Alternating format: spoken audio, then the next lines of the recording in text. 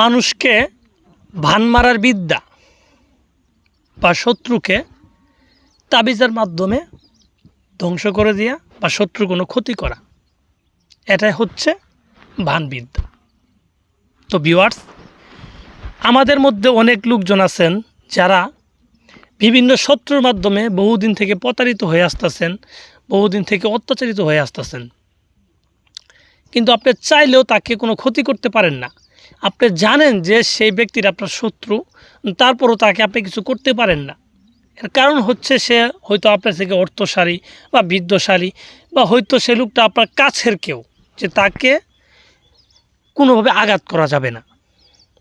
তো সেই ক্ষেত্রে কিন্তু মানুষ এই কবিরাজের কাছে আসে বিভিন্ন তাবিজ কবজের মাধ্যমে শত্রুকে শাস্তি দেওয়ার জন্য, শত্রুকে ভান মারার জন্য। কিন্তু তারা বহু চেষ্টার ফলেও কিন্তু ব্যর্থ হয়। অনেক লোক আছে যে শত্রুকে শাস্তি দেওয়ার জন্য বিভিন্ন কবিরাজ তান্ত্রিকের কাছে গেছে, অনেক টাকা পয়সা খরচ করছে, আবার নিজেরাও চেষ্টা করছে, কিন্তু এতেও কোনো ফলাফল হয় নাই। তো তাদেরকে আমি বলছি যে একজন মানুষ হয়ে আরেকটা মানুষকে ক্ষতি করা এটা সহজ কাজ না, এটা অবশ্যই একটা বড় ধরনের কঠিন কাজ। আবার এক পর্যায়ে সহজ কাজও বলা যায়, যদি আপনার সঠিক বিদ্যা জানা থাকে, সঠিক বিদ্যা প্রয়োগ করার অভিজ্ঞতা আপনার জানা থাকে, তাহলে কিন্তু আপনি সহজে একজন লোককে এই ভান মেরে ক্ষতি করতে পারবেন।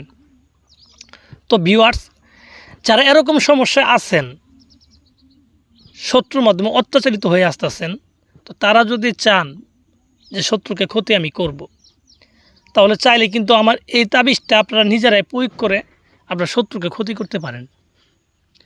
এর জন্য আপনার প্রয়োজন পড়বে কি, সঠিক একটা নিয়ম। তাবিজ কবজ দুনিয়ার বুকে অভাব নাই, কিন্তু সঠিক নিয়মটাই হচ্ছে আসল বিষয়।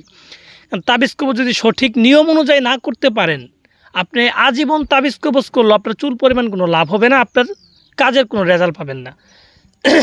এর জন্য আমি বলবো, সর্বপ্রথম একটা তাবিজের যে সঠিক নিয়ম আছে, এই নিয়মগুলো আপনারা ফলো করবেন এবং এই নিয়ম অনুযায়ী আপনার তাবিজ কবজগুলো করবেন। তাহলে আপনারা খুব সহজেই কিন্তু আপনাদের কাজ হাসিল করতে পারবেন। তো আজকে আমি এরকমই একটা খুব পাওয়ারফুল একটা বান মারা তাবিজ নিয়ে আপনাদের মাঝে আলোচনা করতেছি এবং এই তাবিজটার যে